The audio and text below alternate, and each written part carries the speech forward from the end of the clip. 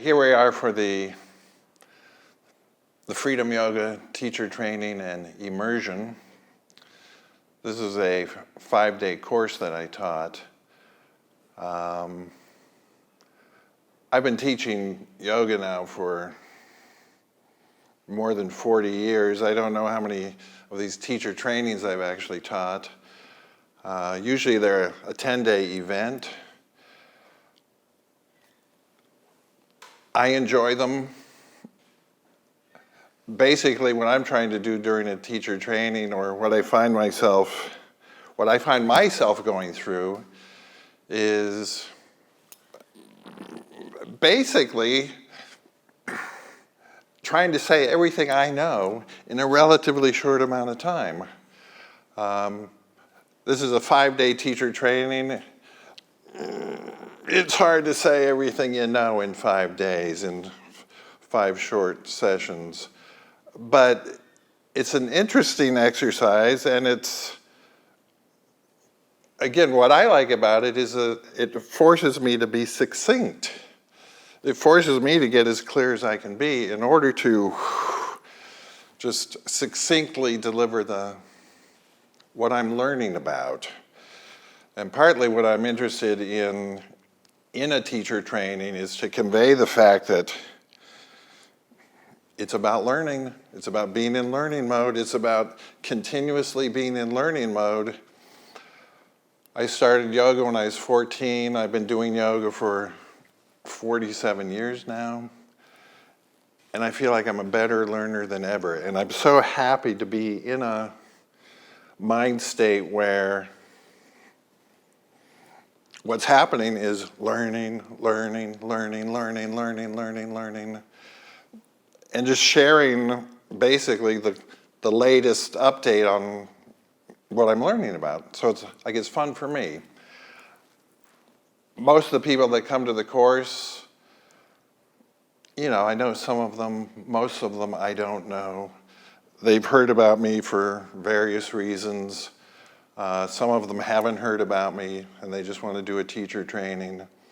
And so especially on the first session, sort of what's entailed for me is I've got to present things sequentially so that things make sense to someone who's hearing the message for the first time, and yet somehow do the big brush stroke so that it's clear about what the simple, clear message is and why somebody might want to spend that much time together diving into this.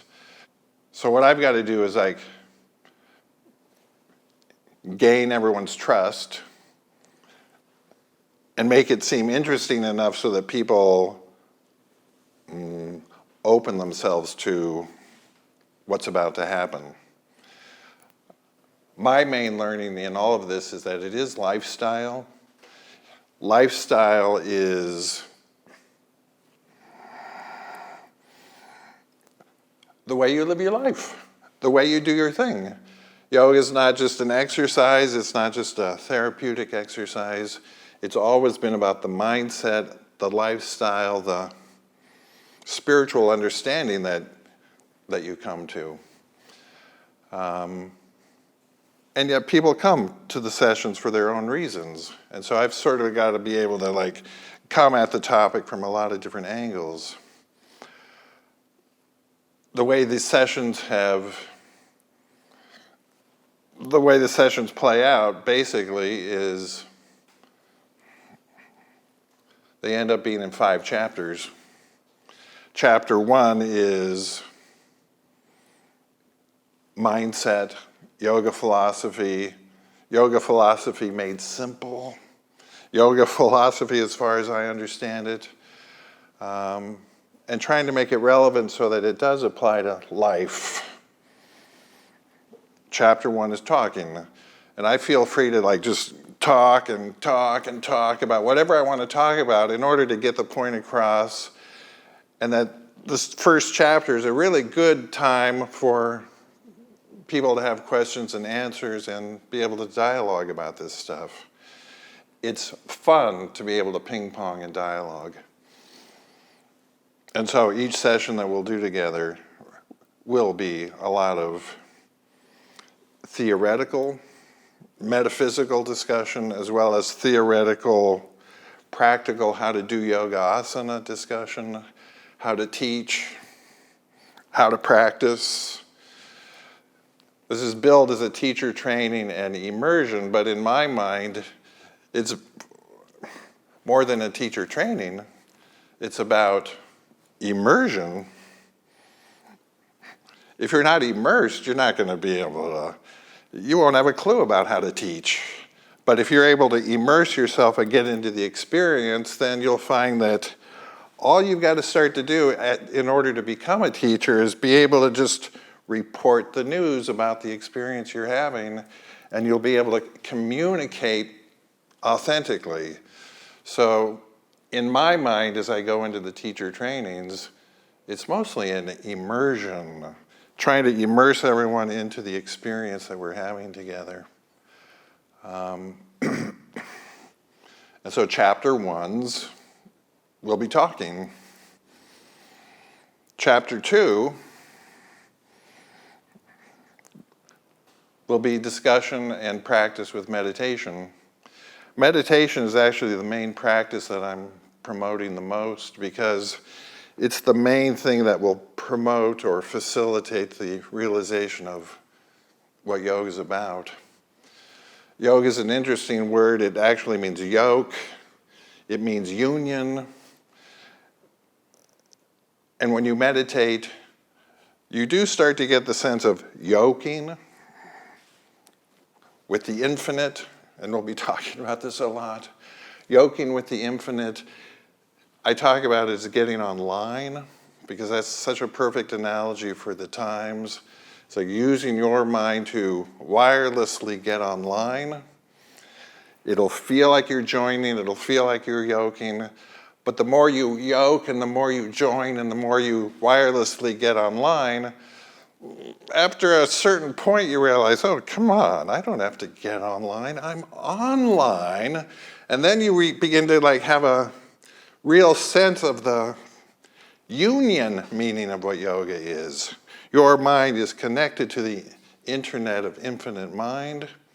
And sort of the trick to a lifestyle, yogic lifestyle, is about wirelessly walking around, being connected.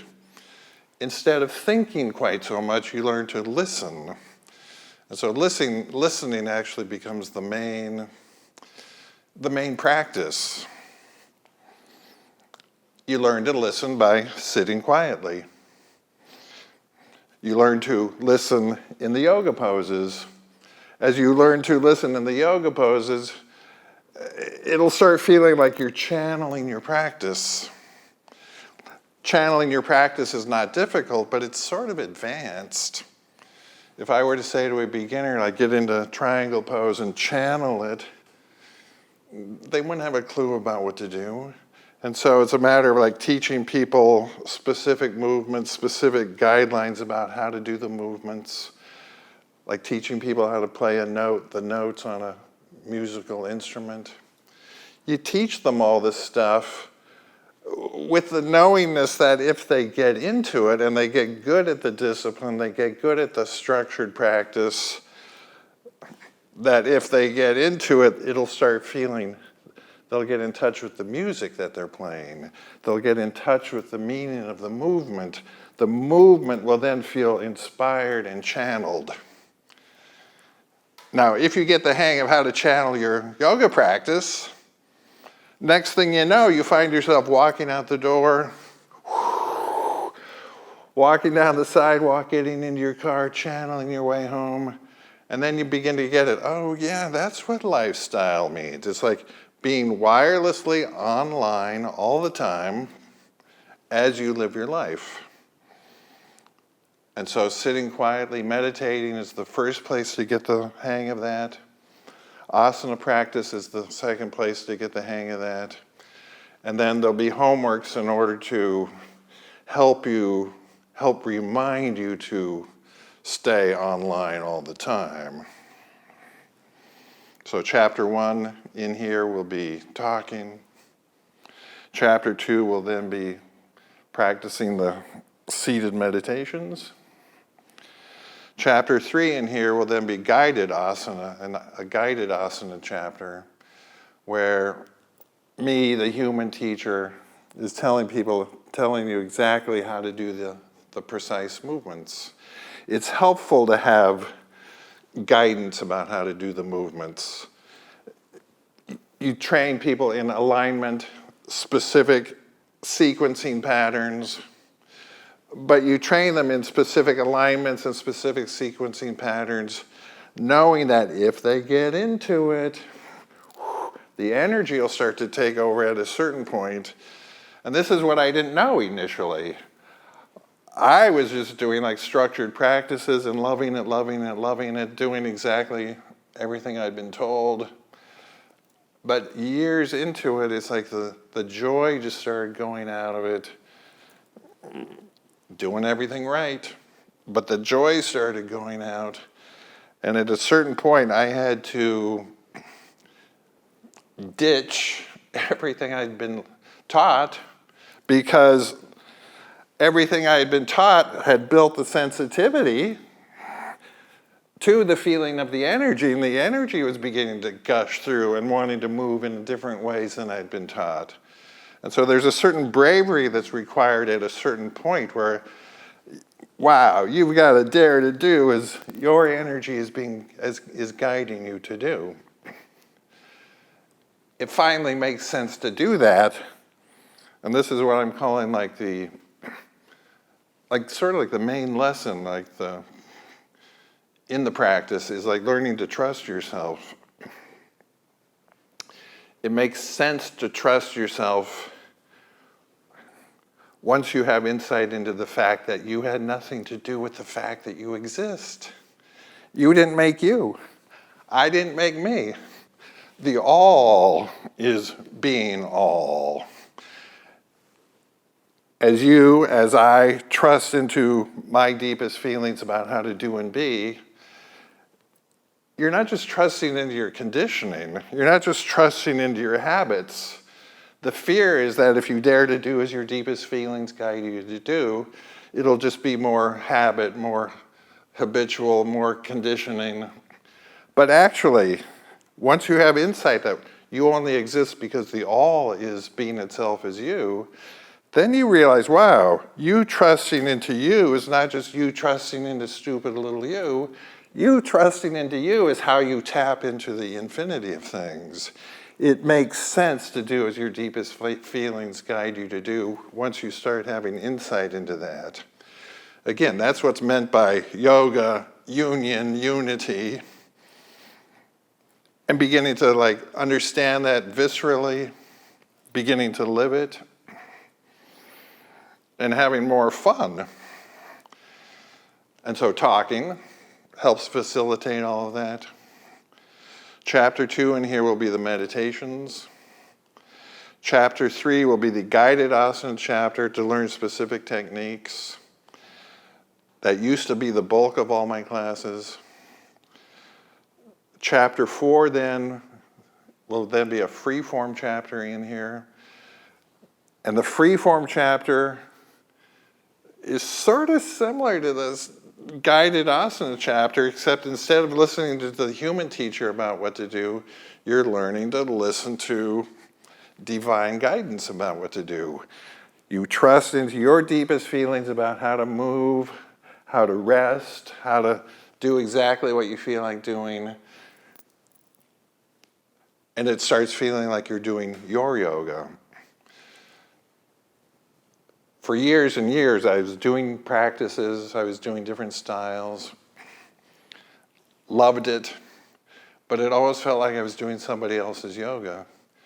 And when this started to kick in, suddenly I was like, oh, wow, yeah, I'm doing my yoga finally.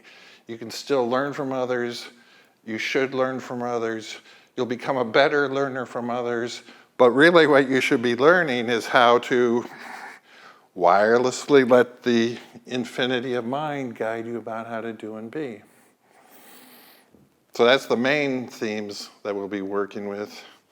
We'll do the free-form chapter and then a concluding meditation at the end. I'm trying to get Shavasanas in each of these classes, but we're always running out of time, so we don't actually do it. So, welcome. I'm glad you're here. Freedom Yoga, teacher training, and immersion.